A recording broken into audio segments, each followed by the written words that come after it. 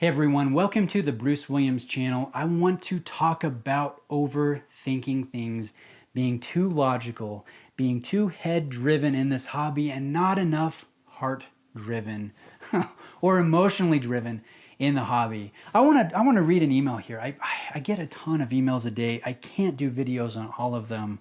I probably get 5 to 10 emails a day just for video topic advice, but here's one that I want to do today. I think there's a lot of good points in here that will be beneficial for a lot of you watching this. So this comes from Christoffer in Denmark, who says, "Hey Bruce, big fan of your channel, recently discovered it, keep up the good content. I have a question I hope you will feature in a Q&A someday on your channel. It goes like this. I'm considering saving up for either a Grand Seiko spring drive or a Rolex Oyster Perpetual 36 here in the coming months. The problem I'm facing is that I do not find myself wearing my more complicated or higher end pieces that much because my life mostly consists of work and being at home when I'm not at work. I work in retail, so I have a very active work day, and therefore I tend to beat up my watch a lot in the process, which is why I only really trust my 2.5-year-old SKX 009 as my beater. I sometimes have a hard time justifying to myself and to everyone else putting that much money toward a thing that I most likely will never really use. Also, a problem I have if I were to get the Rolex is that I think I would be afraid to wear it because it will lose value. Although not a ton, it's a Rolex after all, but still, I don't want to buy something so valuable and then end up not using it, growing tired of it sitting in a watch box and then liquidating it a month down the road. That kind of thing happened with my first Rolex, which I only had for about 2 months, an Oyster Perpetual date from the 1980s. Have you ever felt the same way, or am I just overthinking it completely? Would love to know what you think. Horological greetings from Denmark, Christoffer. Christoffer, first off, let me tell you something. I overthink things all the time. I think we all do as watch fans. You know, when we can obsess about watches a little bit and what would be a good purchase and what's realistic and what's feasible and what's enjoyable, and we can really go a little overboard being logical about the process. And I don't want to sound irresponsible. I think logic should be a huge part, but not the deciding part. The only deciding factor should be, is it feasible? Do not overstretch yourself. Do not buy a watch that you cannot afford. That's a big thing. I know I've been guilty of that in years past.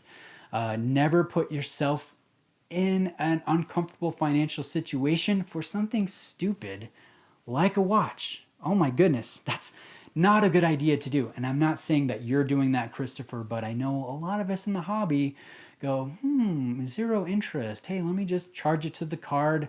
I don't have the money right now, but I want the watch, and I don't think that's a responsible thing to do. So I don't recommend doing that. But apart from that logical point, I think we should be following our heart more and not overthinking things, because we really can do that as watch obsessives, as watch idiot savants, as watch enthusiasts.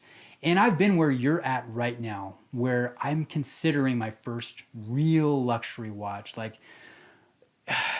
one that I fantasize about owning, and looking at my wrist and seeing the exquisite details of the snowflake dial or the beautiful, robust, toolish, classic nature of the OP36. I think it's fun to really think about what it would be like to own that luxury watch that just, stays in the back of your mind, the thing that you love, your grail watch that is attainable realistically. I get that. And at the same time, logic kind of creeps in and thinks and makes you think like, oh, maybe it's not good for me. I'll scratch it up, then I'll lose value, then I'll flip it, then I'll sell it, then I'll lose money and it won't be a good experience for me. I think that's overthinking things.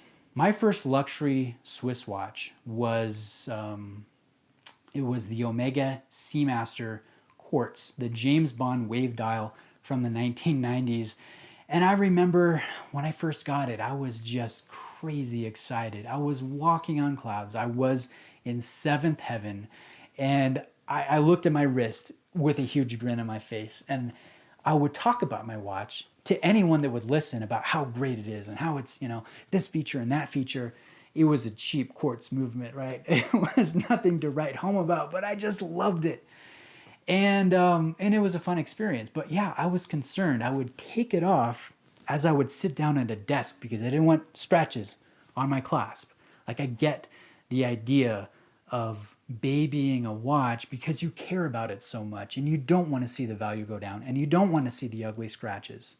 Now, fast forward years and years. I've been in the hobby a long time. I've owned stupid amounts of watches, from affordable Seikos and G-Shocks to mid-level Oris and Zin to luxury Grand Seiko, Omega, Rolex, Breitling. And I plan on going even further. I really want a Vacheron Constantin. I would love an Audemars Piguet, but I'm not there yet. Anyways, so I've been all over the spectrum, and now my way of thinking has changed. I think you should wear and love your watches, and you know what? If it gets a scratch, if it gets some hairline wear, there's a ding or a flea bite in it, that's okay. That's part of owning watches, using watches, making memories with your watches. It's just part of the experience. And so, man, my GMT Master 2, I'll drop in a video of it here. You guys can see polished center links. I've taken this camping. I've traveled with this. I went to Niagara Falls with this watch. You know what? I've loved wearing and using this watch, and you guys can see hairline wear in the PCLs, in the clasp here, the clasp section, the raised area that's polished.